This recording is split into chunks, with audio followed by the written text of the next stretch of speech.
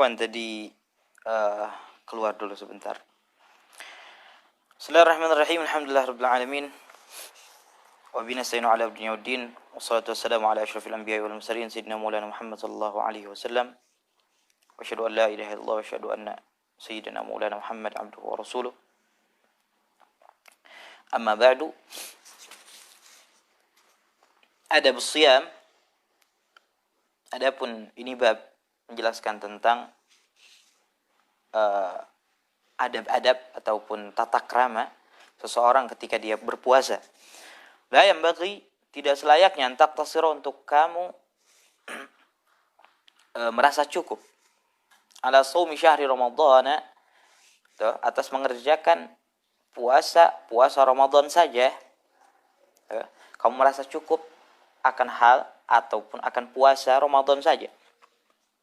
Fatatrukat tijarata bin nawafili, maka kamu meninggalkan kepada hal-hal yang sunnah, kepada perniagaan bin nawafili dengan hal-hal yang sunnah. Ini kita karena sudahlah cukup saja Ramadan, tidak usah puasa-puasa sunnah, tidak usah puasa Senin Kamis, tidak usah puasa Rajab dan sebagainya. Ya, ini jangan sampai seperti itu. Kenapa? Karena kalau yang wajib itu insya Allah walaupun pahalanya paling besar, tapi yang wajib tidak akan membedakan seseorang, derajat seseorang di sisi Allah Subhanahu wa taala. Yang membedakan derajat seseorang di sisi Allah Subhanahu wa taala di dalam firman Allah Subhanahu wa taala, fastabiqul khairat, maka wallahu taala alam muradi bidzalik, maknanya berlombalah kalian kepada kebaikan. Yang dimaksud kebaikan di sana adalah hal-hal, bukan hal yang wajib saja, karena yang wajib sudah pasti wajib. Yang dimaksud di sana adalah an-nawafil, adalah perkara-perkara yang sunnah. Jadi jangan seperti itu. Jangan karena puasa Ramadan kamu meninggalkan hal-hal yang sunnah. Wa kasbud darajatil 'aliyah, dan jangan sampai kamu meninggalkan kepada mendapatkan, kepada mencari ad-darajatil 'aliyah, derajat-derajat yang tinggi di sisi Allah Subhanahu wa taala, fil faradisi, di dalam surga Allah Subhanahu wa taala. Fatatahassara, maka kamu akan merugi. Idza nazarta, apabila kamu melihat ila manazil shaimin, kepada derajat-derajat orang-orang yang berpuasa ketika di surga nanti, kama tanzuru ilal kawakibi, seperti mana, seperti halnya kamu melihat kepada bintang-bintang ad-durriyah yang berkilauan, wahum fi a'la illiyin, sedangkan mereka orang-orang yang berpuasa fi a'la illiyin, di tempat, di puncak, tempat yang paling tinggi di surganya Allah Subhanahu wa taala. Jadi jangan sampai karena engkau hanya melaksanakan kewajiban-kewajiban saja, karena engkau berpuasa Ramadan saja, engkau merasa cukup dengan hal yang wajib tersebut. Karena hal tersebut bisa membuatmu rugi nanti di yaumil qiyamah, ketika engkau melihat saudara-saudara, bahkan yang lebih kecil dari kita, ataupun yang yang kurunnya jauh dari kita, nanti di surganya Allah Subhanahu wa taala, dia ditempatkan di tempat yang paling tinggi di surganya Allah Subhanahu wa taala, bagaikan bintang yang berkilauan, sedangkan kita hanya melihat dari surga yang di bawah. Kita hanya melihat saja. Jangan sampai seperti itu. Kenapa ya? Kenapa waktu dulu kita di surga, waktu dulu kita di dunia tidak berpuasa seperti halnya mereka berpuasa. Jangan sampai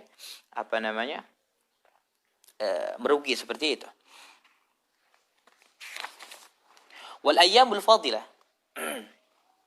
dan adapun hari-hari yang unggul untuk berpuasa, allati, yang mana syahidatil akhbaru, telah membuktikan apa al-akhbaru, hadis-hadis, bisyarafiha, akan keunggulan bulan-bulan tersebut, wa fadliha, dan keutamaan bulan-bulan tersebut, hari-hari tersebut, wa bijazalati thawabi, dan dengan banyaknya as-sawab, pahala fi siyamiha, di dalam berpuasa di hari-hari tersebut. Adalah hari apa aja? Yang pertama adalah Yaum Arafah, adalah hari Arafah. Itu hari yang unggul untuk kita berpuasa. Kemudian setelah hari Arafah, ini hari Arafah unggul untuk siapa? Li ghairil hajj, untuk selain orang yang berhaji. Wa Yaum Asyura, kemudian yang kedua adalah hari Asyura, yaitu tanggal 10 bulan Muharram. Wal Ashrul Awal, dan juga 10 hari pertama min Dzulhijjah, dari bulan Dzulhijjah. Ini juga puasa yang afdal kita kerjakan. Wal Ashrul Awal min Muharram, dan 10 yang pertama min Muharram, daripada bulan Muharram sebelum Asyura, termasuk di dalamnya Asyura. Wa Rajabun, dan bulan Rajab, wa Sya'ban, dan bulan Sya'ban. Ini juga sunnah untuk kita berpuasa. Adapun dalil-dalil yang menyebutkan bahwasanya hadis tersebut adalah dhaif, ataupun ada orang-orang yang berkata bahwasanya hadis tersebut adalah hadis yang dhaif, sudah pernah saya jelaskan bahwasanya hadis dhaif itu adalah hadis yang diriwayatkan dari Rasulullah sallallahu alaihi wasallam, hanya saja lemahnya perawinya ataupun penyampai hadisnya, bukan sahabat, para ulama yang menyampaikan hadis tersebut, karena contohnya hafalannya lemah, kemudian ada lafaz yang berbeda dari lafaz aslinya, ini yang menyebabkan hadis tersebut dhaif. Oleh karena itu hadis dhaif bukan berarti bukan hadis Nabi sallallahu alaihi wasallam. Berbeda dengan hadis maudhu'. Hadis maudhu' itu hadis palsu ataupun dibuat-buat. Kalau seperti itu, hadis maudhu' sudah jelas tidak bisa kita pakai untuk sebuah dalil. Akan tetapi hadis dhaif itu hadis yang diriwayatkan dari Rasulullah sallallahu alaihi wasallam, akan tetapi ada penyampaian yang berbeda dari hadis tersebut, sehingga hadis tersebut dihukumi dhaif. Oleh karena itu para ulama berpendapat bahwasanya hadis dhaif itu boleh dilakukan, boleh diamalkan untuk fadailul amal, untuk melakukan amal-amal yang diunggulkan, keunggulan-keunggulan amal. Akan tetapi hadis dhaif tidak bisa dipakai untuk sebuah syariat halal dan haram, tidak bisa, karena hadis tersebut lemah karena perawinya. Jadi perlu diingat bahwasanya hadis dhaif itu tetap hadis Rasulullah sallallahu alaihi wasallam. Dhaifnya hadis tersebut itu adalah makna intisari dari kata-kata yang pernah diucapkan oleh Rasulullah sallallahu alaihi wasallam. Maka kita jangan sampai su'ul adab, jangan sampai kita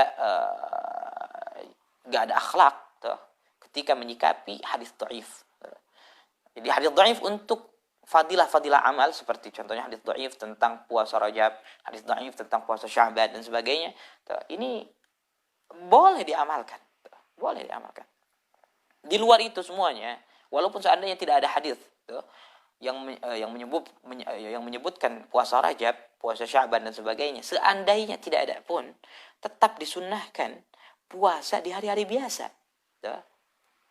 Terlebih kalau seandainya di hari-hari biasa saja puasa itu sudah disunnahkan, apalagi jikalau puasa kita tersebut di bulan-bulan yang dimuliakan oleh Allah Subhanahu wa taala. Bukankah logikanya seperti itu? Jadi harus dicermati ya. Wa shaumul ashhurul hurum, dan juga puasa di bulan-bulan yang diharamkan oleh Allah Subhanahu wa taala minal fadail, adalah termasuk daripada keutamaan amal. Wahia, dan bulan-bulan haram itu apa? Bulan-bulan haram ada 4. Ingat, bulan haram atau yang diharamkan oleh Allah Subhanahu wa taala ataupun yang dimuliakan oleh Allah Subhanahu wa taala itu ada 4. Wahia, dan bulan tersebut adalah Dzulqa'dah. Satu adalah Dzulqa'dah, wa Dzulhijjah, kemudian Dzulhijjah, wal Muharram, wa Rajab, dan Rajab. Wahidun fardun, yang satu menyendiri, wa thalathatun suradun, dan yang 3 nyambung. Yang mana yang nyambung? Dzulqa'dah, Dzulhijjah, Muharram. Kemudian yang misah siapa? Rajab. Karena Rajab terpisah dari mereka bertiga. Itu bulan-bulan yang diharamkan juga disunnahkan untuk berpuasa. Kenapa? Ya karena seperti yang Anda jelaskan tadi, bahwasanya puasa di hari-hari yang tidak diharamkan oleh Allah Subhanahu wa taala itu hukumnya sunnah. Apalagi kalau puasa tersebut di bulan-bulan yang dimuliakan oleh Allah Subhanahu wa taala. Bulan yang dimuliakan oleh Allah termasuk adalah bulan yang diharamkan oleh Allah Subhanahu wa taala. Wa hadhi, dan adapun yang tadi telah dijelaskan. Fis sanati adalah hari-hari yang disunnahkan di dalam di dalam tahunan. Tadi bulan apa? Bulan Dzulqa'dah, bulan Dzulhijjah, bulan Muharram, bulan Rajab, kemudian apalagi 10 awal daripada Muharram, kemudian 10 awal daripada Dzulhijjah, kemudian hari Arafah dan sebagainya. Ini hanya berputar setiap tahun. Kemudian amma fi syahri, ada yang per bulan. Tuh, peredarannya adalah per bulan. Hari apa yang disunnahkan untuk berpuasa? Fa awwalu syahri, maka yang diafdalkan, yang diutamakan untuk berpuasa di dalam bulanan adalah awal bulan. Tuh, wa awsatuhu, dan tengahnya, wa akhiruhu, dan akhirnya. Awal bulan tanggal 1, kemudian tanggal 15, kemudian tanggal 29 atau 28. Seperti itu. Ini bulan yang dimaksudkan adalah bulan-bulan Muharram, bulan-bulan apa namanya? Bulan-bulan Hijriyah, bukan bulan Masehi ya. Karena kita umat yang beragama Islam itu mempunyai tanggal kalender dari Nabi sallallahu alaihi wasallam, yaitu Hijriyah. Maka yang dipatok di sini, awal bulan di sini adalah awal bulan Hijriyah. Jadi awal bulan tanggal 1, tengah bulan tanggal 15, kemudian akhir bulan 28 atau 29 daripada bulan Dzulhijjah, bulan Hijriyah.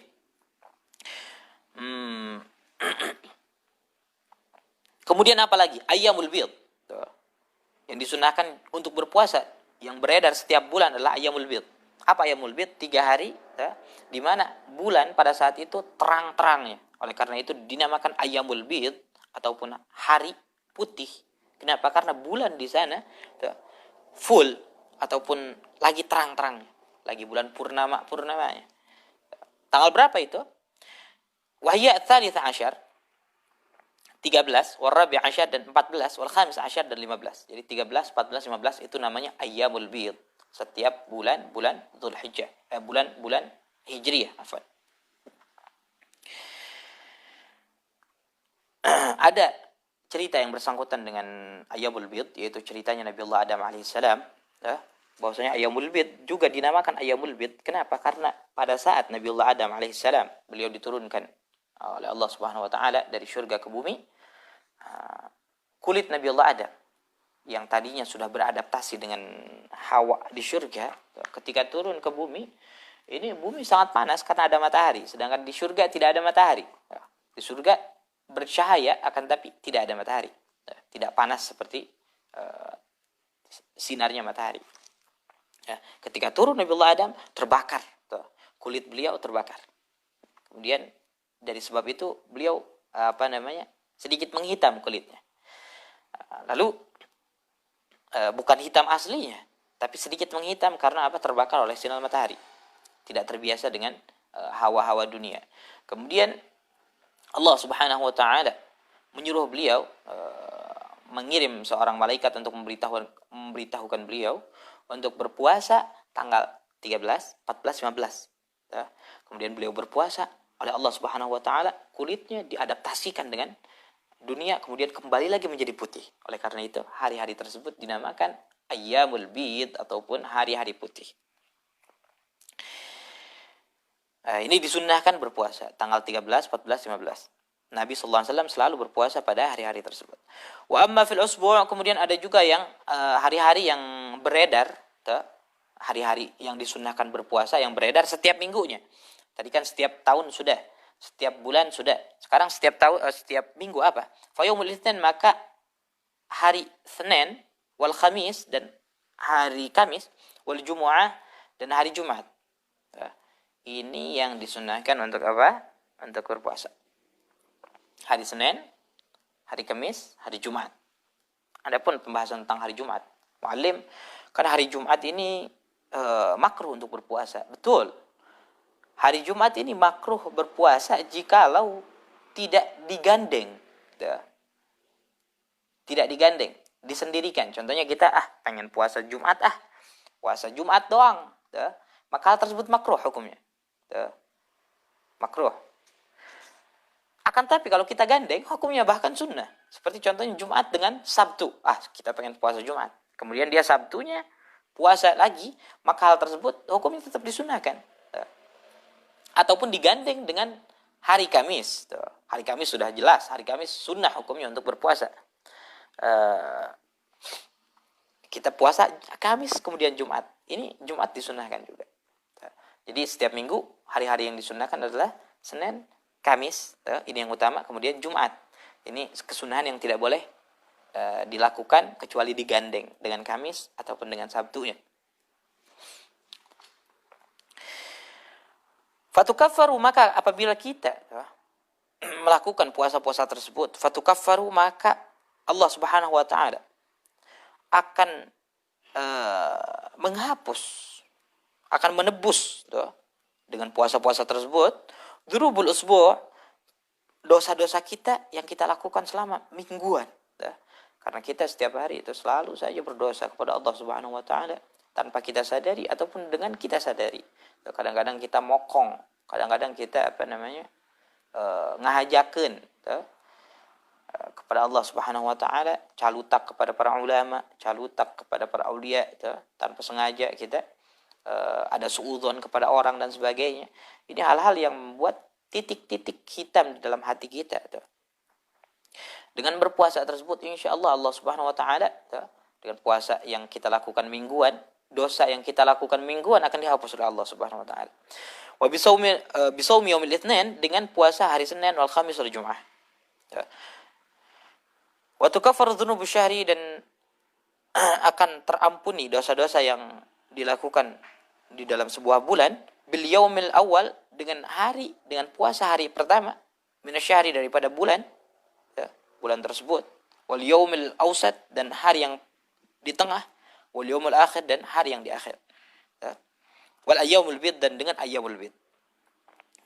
Sedikit tambahan bahwasanya Rasulullah SAW tidak pernah meninggalkan puasa setiap bulan 3 hari. Jadi beliau selalu melakukan puasa 3 hari setiap bulan. Karena kata beliau, barang siapa orang yang setiap bulan dia mengamalkan puasa 3 hari, maka dia sama dengan puasa setahun full. Itu pahalanya. Jadi dosa-dosa bulanan kita, dosa-dosa yang ada di dalam sebuah bulan yang kita lakukan itu akan terampuni dengan puasa awal bulan, pertengahan bulan, kemudian akhir bulan, ataupun dengan ayyamul bid, 13, 14, 15. Wa tukaffaru dzunubus sanati, dan akan diampuni, akan ditebus dosa-dosa yang kita lakukan di dalam tahun, dalam suatu tahun, bisyami hadzal ayyam, dengan puasa di hari-hari yang telah disebutkan, seperti hari hari Asyura, hari tadi apa lagi yang telah disebutkan, hari Arafah, kemudian bulan Rajab, bulan Sya'ban, bulan-bulan yang diharamkan oleh Allah Subhanahu wa taala. Insyaallah semua dosa-dosa kita akan diampuni dengan barakah melakukan puasa di hari-hari tersebut. Ya, seperti itu. Jadi itu penjelasan tentang kesunahan puasa di dalam tahunan, di dalam mingguan, kemudian di dalam bulanan juga. Insyaallah kita akan teruskan pengajiannya besok ya. Sekarang sudah dulu. Insyaallah dilanjut di Asy-Syifa TV. Jadi dipantau terus ya, Asy-Syifa TV. Wallahu a'lam bis-shawab. Ila hadratin Nabi Mustafa Rasulullah sallallahu alaihi wasallam, sir asrar al-Fatihah. الدين إياك نعبد وإياك نستعين صراط المستقيم صراط الذين أنعمت عليهم غير المغضوب عليهم ولا الضالين اغفر لي آمين. السلام عليكم ورحمة الله تعالى وبركاته.